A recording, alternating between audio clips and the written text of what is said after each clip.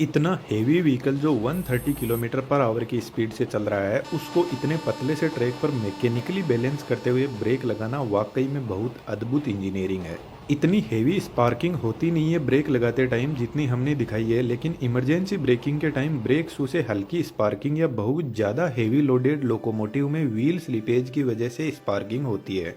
Train के इस डिब्बे को कोच बोलते हैं। आप जो कोच देख रहे हैं वह एलएचबी कोच है। इसके नीचे दो बोगी लगी रहती है जिनमें चार चार व्हील्स होते हैं और इन 8 व्हील्स पर इक्वल ब्रेक फोर्स अप्लाई होता है। अब ट्रेन चाहिए कितनी भी लंबी हो, हर व्हील के पास में ब्रेक फोर्स पहुंचता है, लेकिन इस ब्रेक फोर्स का मास्टरमाइंड इंजन में लगा हुआ एक पावरफुल कंप्रेसर होता है। यह कंप्रेसर एयर ब्रेक, ट्रेन के एयर सस्पेंशन, बाथरूम, हॉर्न सभी को एयर सप्लाई करता है। यह स्पाइरल टाइप कंप्रेसर है जिसको किसी और वीडियो में बात करेंगे। इसके साइड में दो स्पाइरल लगे हैं जो एयर प्रेशर क्रिएट करते हैं और बीच में एक पावरफुल 3 फेज इंडक्शन मोटर लगी रहती है। इस कंप्रेसर से दो पाइप निकलती है, एक break pipe in short BP जो ग्रीन कलर की होती है और second feed pipe in short FP जिसका कलर व्हाइट होता है। जब इंजन को ट्रेन के कोच से कनेक्ट किया जाता है तो उसी टाइम इन दोनों ब्रेक और फीड पाइप को भी कोच से कनेक्ट कर दिया जाता है। लेकिन दोस्तों, जब इंजन कोच से कनेक्टेड नहीं रहता है तब भी उनमें प्रॉपर इलेक्ट्रिसिटी की सप्लाई रहती है। कमेंट में जरूर से लिखना कोच में कहां से सप्लाई आती है।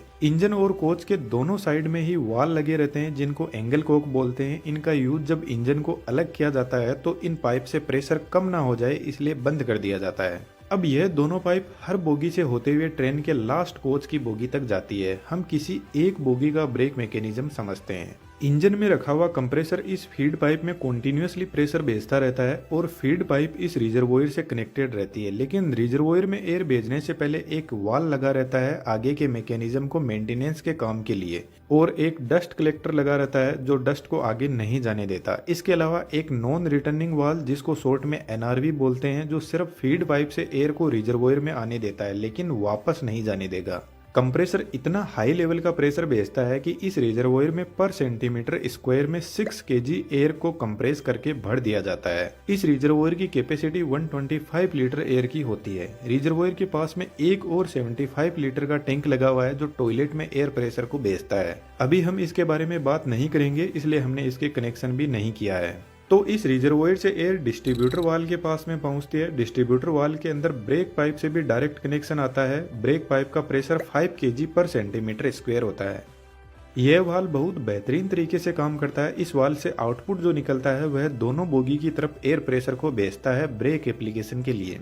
डीबी में एक पिस्टन दिखाई दे रहा है जिसमें नीचे की तरफ रिजर्वोयर से प्रेशर आ रहा है और ऊपर से ब्रेक पाइप का प्रेशर आ रहा है, तो पिस्टन एक जगह रुका रहेगा। जब ट्रेन का ड्राइवर ब्रेक लगाता है तो वह ब्रेक पाइप के प्रेशर को कम करने लगता है, जिसकी वजह से फीड पाइप से आ रहा प्रेशर इस पिस्टन को ऊपर की तरफ फोर्स लगाएगा, जिससे फीड पाइप का एयर प्रेशर का कनेक्शन ब्रेक सिलेंडर की पाइप से हो जाएगा और रिजर्वोयर में भरी हाई प्रेशर एयर दोनों साइड में लगी बोगी की तरफ जाने लगेगी। दोस्तों, यह एग्जॉस्ट पाइप है। यहाँ पर जो पिस्टन लगा है उसकी डिजाइन कुछ इस टाइप की है और वह इसलिए क्योंकि जब feed pipe brake cylinder pipe से कनेक्ट होती है उसी time break pipe exhaust pipe से कनेक्ट होती है, तो पिस्टन ब्रेक पाइप के प्रेशर को एग्जॉस्ट पाइप से रिलीज नहीं होने देता। अब इस कंडीशन में रिजर्वोयर का प्रेशर धीरे धीरे डाउन होने लगता है, लेकिन कंप्रेसर इस प्रेशर को डाउन होने नहीं देता, कंटिन्यूअसली एयर को भेजता रहता है। यदि लोको पायलट जितनी स्पीड से ब्रेक पाइप का प्रेशर रिलीज करता जाएगा उसका 2.5 टाइम्स प्रेशर ब्रेक सिलेंडर की तरफ जाएगा। फॉर एग्जाम्पल, यदि लोको पायलट ने 1 केजी पर सेंटीमीटर स्क्वायर ब्रेक पाइप का प्रेशर डाउन किया तो ब्रेक सिलेंडर की तरफ रिजर्वोयर से 2.5 केजी पर सेंटीमीटर स्क्वायर प्रेशर जाएगा। इस पाइप से होते हुए एयर प्रेशर यहाँ से फ्रंट और रियर व्हील के लिए डिवाइड हो जाएगा। यहाँ पर फिर से वाल लगे रहते हैं मेंटेनेंस के काम के लिए। यह पाइप दोनों फ्रंट व्हील के लिए जा रही है और यह पाइप इन दोनों व्हील तक पहुंचती है। हम एक व्हील के ब्रेक मैकेनिज्म को समझते हैं।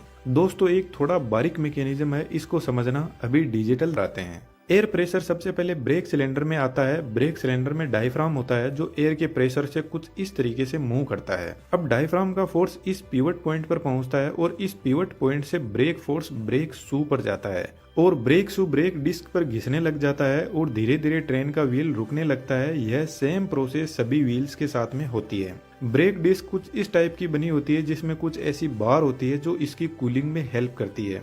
अब जब ट्रेन रुक जाती है तो जब तक ब्रेक सिलेंडर में एयर प्रेशर अवेलेबल रहेगा तब तक ट्रेन का ब्रेक लगा हुआ रहेगा। तो जनरली जब ट्रेन खड़ी रहती है तो उसमें ब्रेक लगा हुआ रहता है जो एक हैंड ब्रेक की तरह काम करता है। तो ट्रेन को स्टार्ट करने से पहले ब्रेक सिलेंडर की एयर को रिलीज करना जरूरी है, उसके लिए वापस डिस्ट्रीब्यूशन वाल्व पर चलते हैं। जब तक ट्रेन में ब्रेक अप्लाई रहता है तब तक रिजर्वोयर जिसमें एयर फीड पाइप से आती है वह कंटिन्यूअसली इस पिस्टन को ऊपर की तरफ फोर्स लगा के रखती है। लेकिन ब्रेक रिलीज के टाइम कंप्रेसर फिर से ब्रेक पाइप का प्रेशर बढ़ाने लग जाता है और एक कंडीशन आती है जब पिस्टन वापस नीचे की तरफ आने लगेगा, जिससे रिजर्वोयर का कनेक्शन हट जाएगा और ब्रेक सिलेंडर में जो पाइप अब तक प्रेशर भेज रही थी उसका कनेक्शन इस एयर रिलीजिंग पाइप से हो जाएगा। डायफ्राम के पास में एक स्प्रिंग लगी रहती है जो डायफ्राम को वापस नॉर्मल पोजीशन पर आने के लिए फोर्स लगाती रहती है। तो जैसे ही ब्रेक सिलेंडर वाली पाइप का कनेक्शन इससे होगा तो स्प्रिंग ब्रेक सिलेंडर की एयर को पूरी बाहर की तरफ रिलीज कर देगी और ब्रेक रिलीज हो जाएगा। ट्रेन के ब्रेक रिलीज करते टाइम कुछ ऐसी आवाज एयर की हमें सुनाई देती है।